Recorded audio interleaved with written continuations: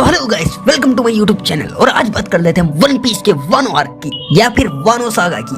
हाँ, हम direct वानो saga की बात करेंगे और रिवर्स में करते जाएंगे बाकी के आर्क्स की भी। इस आर्क के स्टार्ट होते ही हम क्या देखते हैं, हमें देखने को मिलता है एक good animation on weekly basis और जोरो के साथ साथ लूफी का रीयूनियन भी हमें को देखने को मिलता है, जो कि काफी ज्यादा बढ़िया था। क्योंकि होल केक आइलैंड में हमने जोरो को देखा ही नहीं था बिल्कुल, क्योंकि Sanji and all you know whatever, उसके बारे में कभी और बात करेंगे। अभी लूफी अपने क्रू के साथ वानो में जाता है, जिसका आधा क्रू पहले से उधर जा चुका है, जो अपना नाम चेंज करके उधर रह रहे हैं क्योंकि वो हेल्प कर रहे हैं मोमोनोसुके, जिसकी स्टोरी प्रीवियस आर्क में हमने देख ली है लूफी के साथ। एंड रोबिन उसुप जोरो ये पहले ही वहाँ पे है, वो अपनी आइडेंटिटी को चेंज करके वहाँ पे रह रहे हैं उन्हीं लोगों के बीच में घुल मिल के। Wano arc is goated one bro. इसमें हमें क्या क्या देखने को नहीं मिलता। ऐसा लग रहा था इतने सालों से जो वन पीस की स्टोरी एक जगह पे रुकी हुई थी ना, वो पूरी इसी में स्टार्ट हो गई। अभी तक तुमने देख लिया ना, या फिर नहीं, अगर नहीं देखा तो जल्दी से देख लेना। ब्रो लिटरली मैंने ना इसे देखने के लिए अपनी जॉब को छोड़ दिया था, वो भी वन पीस को देखने के लिए। एंड इसमें लूफी और Sanji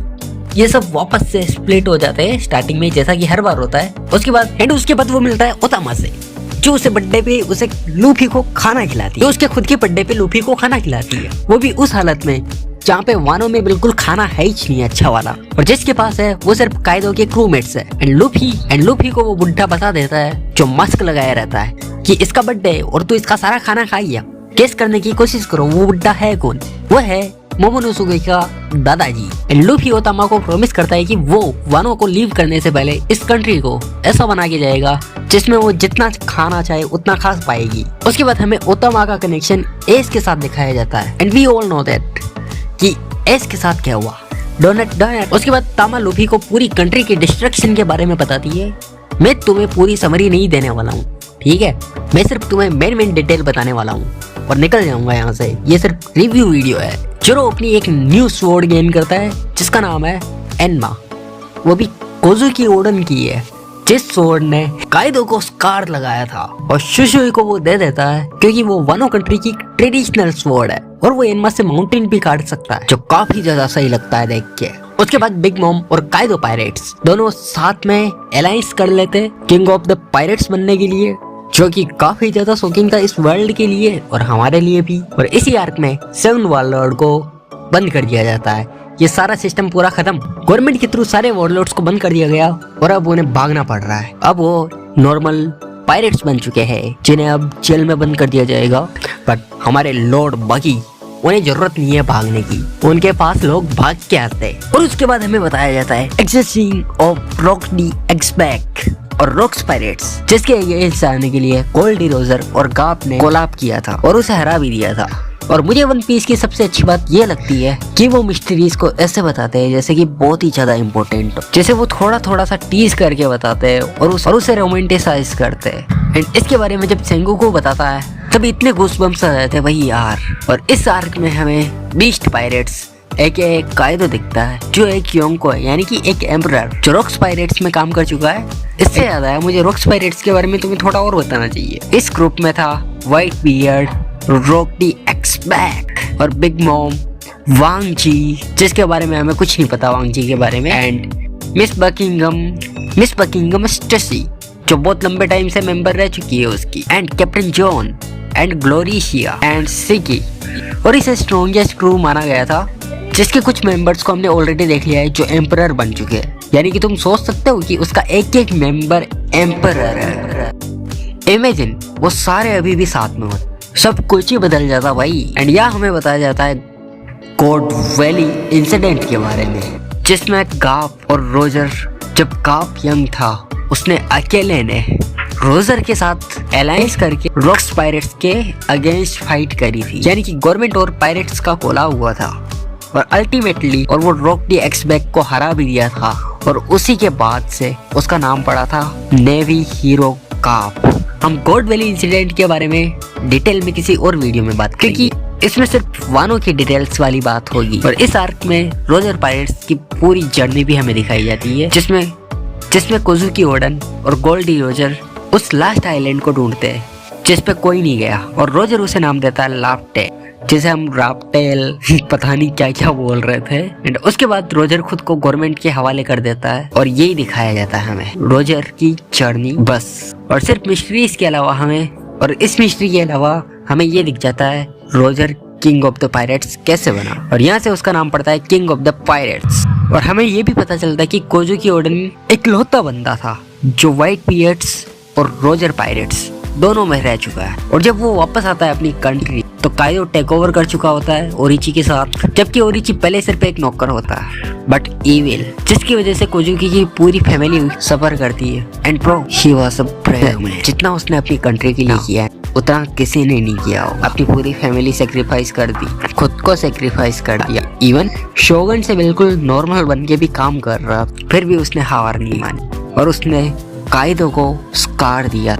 he is the first जिसने काइदो को स्कार दिया था। एंड इसमें हमें स्माइल फ्रूट्स के बारे में भी बताया जाता है, जिसकी वजह से वानो के लोग सफर कर रहे होते हैं। स्माइल फ्रूट ये है कि जैसे खा के उनके क्रू मेंबर्स के पास तो किसी ना किसी पुराने जानवरों की पावर्स आ जाती है, जो उनके बचे हुए टुकड़े होते हैं वो उनकी पूरी कंट्री में बांट दिए जाते हैं, जिससे उनकी कंट्री हंसते हंसते पागल हो जाती है। उन्हें रोना भी आता है तो वो हंसती रहती, वो इसके अलावा कुछ नहीं कर सकती, क्योंकि काइदो ने उसे बनवाया ही ऐसे, क्योंकि पूरी कंट्री उनके आने के बाद हमेशा आंसू बहाए रहती थी, कभी हंसती नहीं थी। तो काइदो ने सोचा कि क्यों ना इसका सोल्यूशन मैं ही कर दूं, एंड उसने ऐसा सोल्यूशन करा है। और जैसा कि हमने बताया कि वहाँ पे खाना वाना भी नहीं था, तो वो जो टुकड़े बचे हुए रहते थे उन्हें वो उनको दे देते थे। और वो सीन काफी ज्यादा इमोशनल हो जाता है जब जोरो को पता चलता है कि वो छोटी लड़की उसके पापा के लिए रो रही है, पर वो रो नहीं पाती, वो हंसती रहती, और वो उस छोटी सी लड़की के सामने उसके पापा को फांसी लगा दी जाती है। बट ना वो लड़की रो पाती है, ना ही वहाँ के मेंबर्स, सब हंसते रहते हैं cause of smile fruits. And this shit will break your heart. एंड इसमें हमें जिम्बे फाइनली स्ट्रॉ हेड्स को ज्वाइन करते हुए दिखता है, जो बहुत लंबे टाइम से करने वाला था। एंड अब बात कर लेते हैं हम इसकी फाइट्स की, इनमें कौन कौन सी मेरी फेवरेट्स थी। सबसे पहले बात करेंगे हम जोरो, उसकी सारी फाइट्स मेरी फेवरेट होती है वैसे भी। जोरो वर्सेस किलर, ये वाली तो बहुत ही ज्यादा इंसेंट वाली थी भाई, मजा आ गया उसे देख के, like bro is literally devil. उसके बाद क्वीन वर्सेस सांजी, जो फाइट बहुत ज्यादा इंसेंट थी, वो भी चुम्मेश्वरी मुआ मुआ। बट हम रोबिन को कैसे भूल सकते हैं, लाइक मोमी रोबिन सांजी की हेल्प करने आती है, वो कैसे भूल सकते हैं। That was the moment bro, जब वो उन औरतों को उससे छुड़ाने आती है, तो वो वाली फाइट काफी ज्यादा माइंड ब्लोइंग थी। लिटरली हमने रोबिन को डेविल बनते हुए देखा था, like she is the devil. और नामी की बात करें तो हम नामी को कुछ खास मोमेंट्स तो मिले नहीं थे, बट एक मोमेंट मिला था जिसे हम कभी नहीं भूल सकते। वो नामी का शायद बेस्ट मोमेंट होगा ईस्ट ब्लू के बाद, जब नामी बिल्कुल मरने वाली हालत में होती है, फिर भी वो यही बोलती है Luffy is the one who is gonna be the king of the pirates. And ये सीन में नामी दिल ले गई ब्रो, लिटरली वो उसे मारने वाला था। एंड उसके बाद बात करते हैं हम जोरो की। Bro Zoro versus king, like he is the racist, but moment तो है भाई असली मोमेंट तो इसी में था, जो उसका एनिमेशन था, जो किंग ऑफ द हेल का एनिमेशन था। और हाँ, ये भी तो हमें king of the hell first time दिखता है, जिससे देखने में बहुत ही ज्यादा कूल लग रहा था, वो इतना बैडस लग रहा था। और इसी बीच हमें किंग की बैक स्टोरी भी दिखाई जाती है। वो उसके क्लैन का सिर्फ इकलौता बंदा जिंदा बचा था, जिसे काइदो ने छुड़वा लिया था, जिसके ऊपर एक्सपेरिमेंट हो रहे थे, और उसके बाद वो उसका राइट हैंड बन जाता है। और मे बी नॉट एनीमोर, दोनों निकल चुके हैं, जो काफी ज्यादा पावरफुल। जोरो वर्सेस काइदो, उसकी भी फाइट देखते हैं। आई नो ये फाइट बहुत ज्यादा छोटी थी, जिसमें पहले से जोरो थका हुआ होता है उसको मारने के बाद, but he is the only one जिसने कोजुकी के बाद काइदो को सेकंड स्कार दिया था। Bro literally forget he is not the main character, and that was insane. And उसके बाद Law and Kid versus Big Mom वो होता है, एंड इसमें हम फाइनली बिग मॉम को मरते हुए देखते हैं। फाइनली भाई बुढ़िया मर गई। ब्रो लो तो फिर भी ठीक है, but kid is literally devil bro. और लास्ट में तो दोनों ने मिलके बिग मॉम की एस और वजाइना दोनों फाड़ के रख दी और जमीन में भी गाड़ दी उसे। और अब लूफी की बात करते हैं। लूफी की और काइदो की फाइट होती है, जिसमें 3 या 4 बार वो हार जाता है, या फिर 2 या 3 बार, जितने भी बार। और उसके बाद वो ट्रेनिंग भी करता है जेल में, अपनी हाकी की भी प्रैक्टिस करता है, और तो और बुड्ढे के साथ जेल में और ज्यादा ट्रेनिंग करता है 2 बार, बट फिर भी काइदो ने उसे निचोड़ दिया बिल्कुल। Even in the last fight वो बिल्कुल ही हार जाता है, लाइक उसे निचोड़ के रख देता है फिर भी काइदो। एंड उसके बाद होती है लूफी के डेविल फ्रूट की अवेकनिंग।